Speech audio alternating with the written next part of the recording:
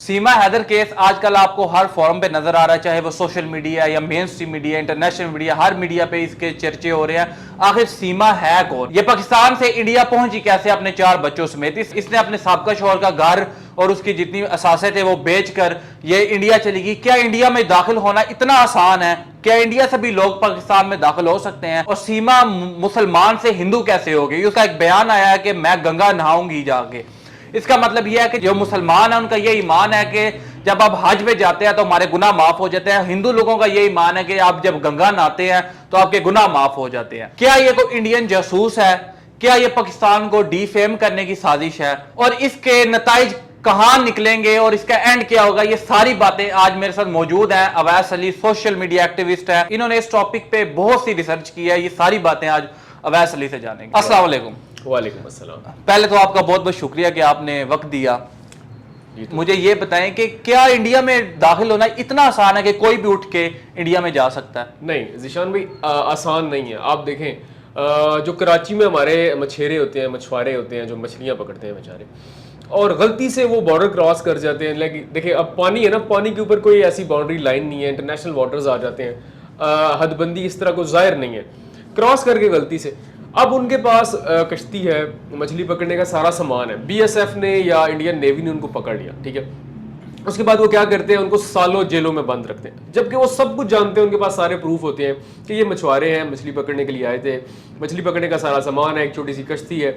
उसके बावजूद उनको सालों जेलों में रखते हैं। इट मीन्स के इट्स नॉट ईजी कि आप किसी भी मुल्क, नहीं सिर्फ इंडिया नहीं, किसी भी मुल्क की सरहद को अबूर कर जो। अभी आप पिछले दिनों देख रहे थे, एक कश्ती लीबिया जा रही थी, गिर गई, तबाह होगी। कितनी कश्तियां हैं जिनको खुद ही गिरा देते हैं। यानी कि आप जो है वो किसी भी मुल्क की सरहद को अबूर नहीं कर सकते। लेकिन ये बड़ा इंटरेस्टिंग सा केस है कि एक शख्स जो है वो जाता है अपने पूरे साजो सामान के साथ, डिक्लेयर है कि ये गलती से आया, उसको सालों फेंकते हैं। लेकिन एक औरत है, 4 बच्चों के साथ जा रही है, 4 मोबाइल फोन्स हैं, 2 पाकिस्तान के शनाख्ती कार्ड है उसके पास, ठीक है, मुख्तलिफ डॉक्यूमेंट्स है उसके पास, 4 बॉर्डर क्रॉस करके जा रही है। नेपाल से इंडिया, चले दुबई का वीजा लिया, नेपाल का वीजा लिया, नेपाल से इंडिया वो जा रही है। अच्छा, वीजा लगवा के गई है। देखिए, पाकिस्तान से दुबई का वीजा लगा, दुबई से नेपाल का वीजा लगा, लेकिन नेपाल और इंडिया का इतना कॉन्फ्लिक्ट नहीं होता। वो उनका सरहद समझ ले कि आजाद है, वो आ जा सकते हैं, आप ट्रांसपोर्ट, पब्लिक ट्रांसपोर्ट आती है। अच्छा, लेकिन प्रॉब्लम ये है ना कि फिर भी मुल्क तो दूसरा है ना, नेपाल और इंडिया जो है वो कोई सिटीज तो नहीं है ना, दूसरा मुल्क है। अब पाकिस्तान की रेजिडेंसी है एक बंदे के पास, वो वहां से उठता है दुबई, दुबई से नेपाल, नेपाल से आराम से इंडिया चला गया है। इंडिया ने 1 दिन 2 दिन उसको जेल में रखे, छोड़ दिए, 4 बच्चों समेत घूम रही है। अच्छा, इस खबर को जितनी हाइप मिली है, क्या आपको लगता है कि इसको इतना हाईलाइट करना चाहिए या इसका मकासद और हैं? देखें, मेरी बात सुनिए, हाईलाइट किया गया है इसको, जो आपने लफ्ज़ इस्तेमाल किया था ना पाकिस्तान को डिफेम करने की, क्लियर कट सी बात है। अगर ये सिर्फ मोहब्बत का केस है ना, तो मैं ये कहता हूँ कि ये सिर्फ मोहब्बत नहीं है। यहाँ पे आप लफ्ज़ सिर्फ पे गौर कीजिएगा, ये सिर्फ मोहब्बत नहीं है, इसके पीछे कहानी है जो जल्द इंशाल्लाह खुल जाएगी। और देखें, पाकिस्तान को डिफेम किया गया, मेन स्ट्रीम मीडिया का मीडिया उठा लें, सोशल मीडिया एक्टिविस्ट इंडिया के उठा लें, हर सवाल में पाकिस्तान को लेके आ रहे हैं, हर सवाल है।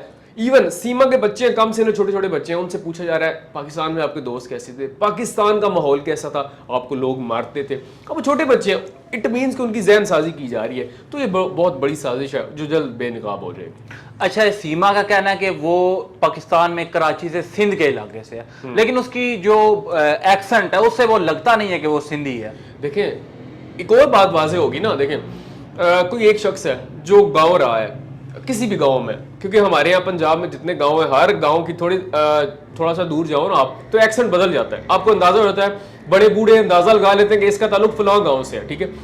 तो आप 40 साल, 20 साल, 30 साल एक गांव में रहे हो, आपका एक्सेंट, वो जुबान पे अब आपके एक्सेंट वो चढ़ गया, ठीक है।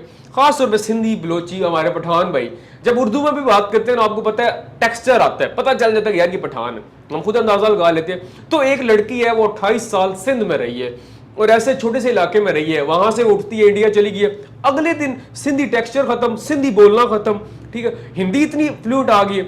यार मूवीज की बात हो, हम नहीं मूवीज देखते, 28 साल तो मेरी भी एज है, तो हम भी इतने अरसे से मूवीज देख रहे हैं, हमें तो चंद कारण और तपस्या और इससे ज्यादा कोई लफ्ज आते नहीं, हमारी हिंदी यहाँ पे खत्म हो जाती है। तो कौन सी ऐसी फिल्में हैं जो आपको हिंदी सिखा रही है, और कौन से ऐसे टीचर है जो इंडिया बैठ के आपको यहाँ पे हिंदी सिखा रहा है? और अगर हिंदी सिखा रहा है तो किस मकसद के लिए सिखा रहा है? अच्छा, ये कहा जा रहा है कि पबजी गेम से इनकी इश्क का जो आगाज हुआ है, तो क्या इस बात में हकीकत है, ये भी वैसे हवा में छोड़ी हुई है? देखें, कवर स्टोरी को वही तो बनानी है ना फिर एट द एंड।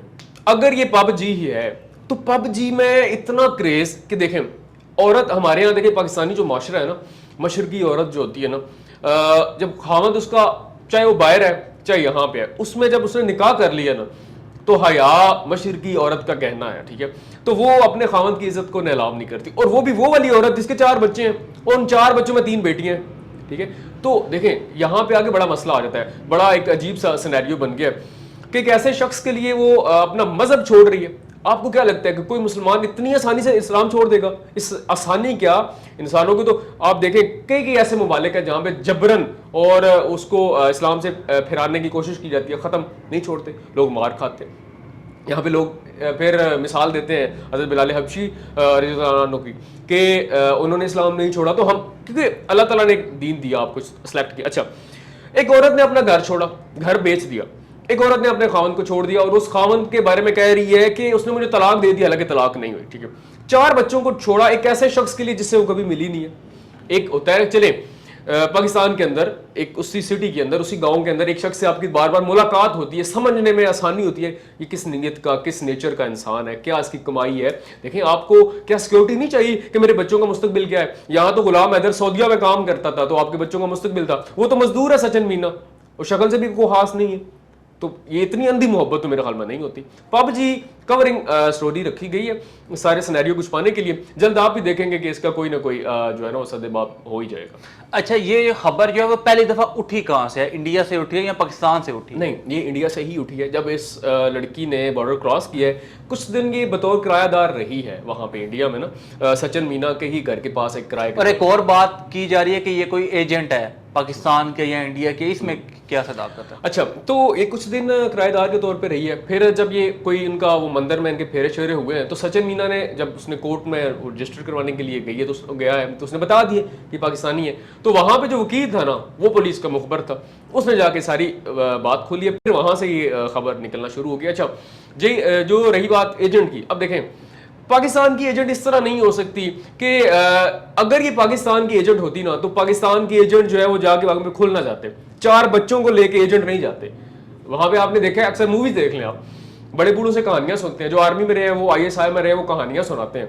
एजेंट तो ऐसे नहीं जाते ना। हम तो बचपन एक सुनते थे, आज तो बड़ा उस पर हम लोग हंसते हैं कि ये जो रोड पे फकीर होते हैं मांगने, हम कहते थे ISI का एजेंट है, ठीक है। तो इतना उन्होंने खुद को कवर किया।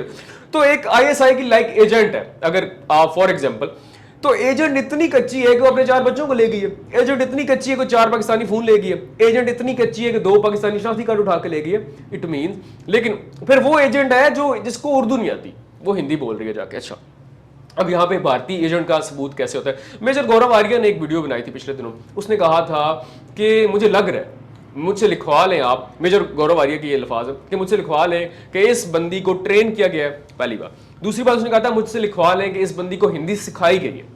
यहां से साबित हो जाता है मेजर गौरव आर्या एक्स आर्मी ऑफिसर है। जब वो खुद इस चीज को एडमिट कर रहे हैं तो मेरे ख्याल में शक्को शुबात रहे नहीं है इसके बाद। अच्छा, इससे एक और भी बात है कि जब मैंने इंटरव्यू में उनको देखा था, उनको नमाज के सही जो है वो नहीं पता। फजर के बाद वो मगरिब कब हो रही थी, मगरिब के बाद पता नहीं कौन सा हो रही थी। कैसे मुसलमान है ये? देखिए, इस पर भी शुबह है। बीइंग अ मुस्लिम हम ये नहीं कह सकते किसी को कि यार तुम मुसलमान हो, तुम काफिर हो। अब ये तो अल्लाह जानता है, या उसके जो गुलाम हैदर है वो इस बात की तस्दीक कर सकता है, या जो उसके आसपास के लोग थे वो तस्दीक कर सकते हैं कि एक्चुअल वो क्या है। लेकिन जिस तरह वो जाके एक एंकर ने उससे पूछा है कि नमाजों के नाम, फजर से वो सीधा मगरब पे आई है, ठीक है, चले बंदा फ्लो में कह जाता है।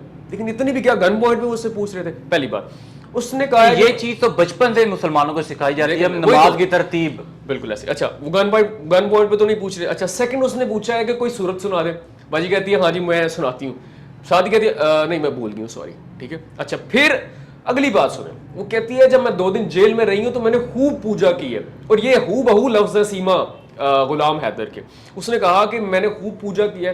फिर जब मैं सचिन मीना के घर आई हूँ तो मम्मी यानी कि मेरी सास ने मुझे खूब पूजा करवाई है और अब मैं पूजा पाठ सीख रही हूँ।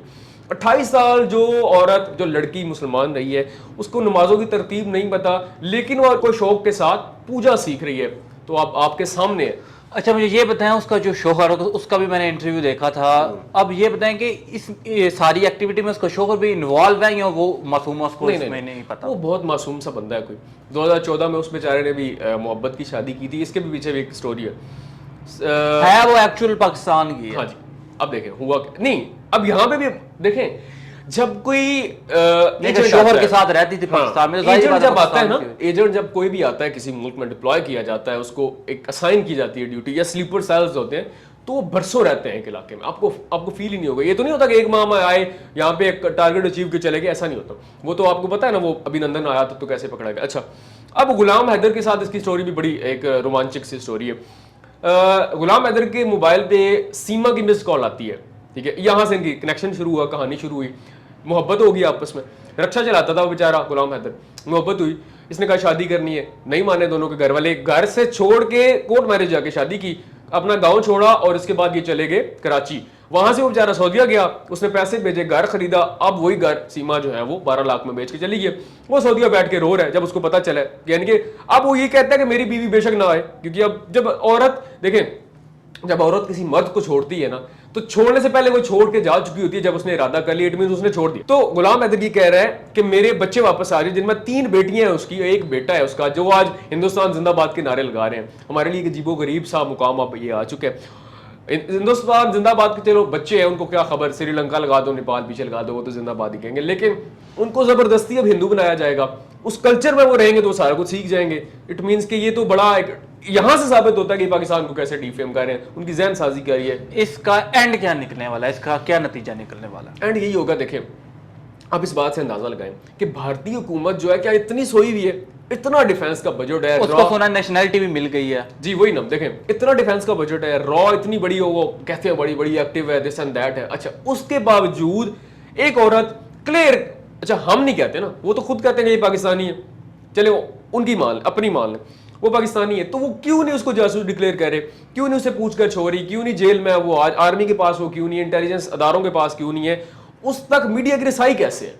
तो यहां से बात खुल रही है, उनकी थी, उनके पास चली गई है। एंड ये उन्हें, हाँ, अगर गुलाम हैदर कोई आलमी अदालत में केस करता है, बच्चे उसको मिल जाएंगे, औरत किसी सूरत आएगी नहीं ना, वो आने देंगे। अगर आ गई तो ये पता नहीं अब कबूल करते हैं, कैसे कबूल करेंगे जब एक औरत अपने खावंद का घर छोड़ के, उसकी इज्जत नीलाम करके, मजहब छोड़ के वहां पे चली गई है, और यहाँ के जुल्म बयान कर रही, पाकिस्तान में ऐसे होता था, मेरा शोर ऐसे था। फिर ये कह रही है सचिन तो बड़े भोले भाले हैं, गुलाम हैदर तो आप एंकर के साथ लड़ने पे आ रहे हैं, एक शख्स के साथ तुम इतना अरसा रही, उसके बाद ये कर रही हो, तो वो क्या उसको वापस कबूल करेगा? पॉसिबल नहीं है। जी तो नाज़रीन, इस टॉपिक पे जितनी मर्जी लंबी बात कर लें, इसको जितना मर्जी लंबा कर लें वो हो सकता है, लेकिन सवालिया निशान छोड़ के जा रहा हूँ इंडिया की जो डिफेंस के इदारे हैं कि क्या वो इतने कमजोर है कि उनके मुल्क में कोई भी उनके नेपाल या पाकिस्तान से कोई भी उठ के उनके मुल्क में जा सकता है और उधर जाके वो पूरी मीडिया को अपने पीछे लगा सकता है कि उसको मीडिया कवरेज दे।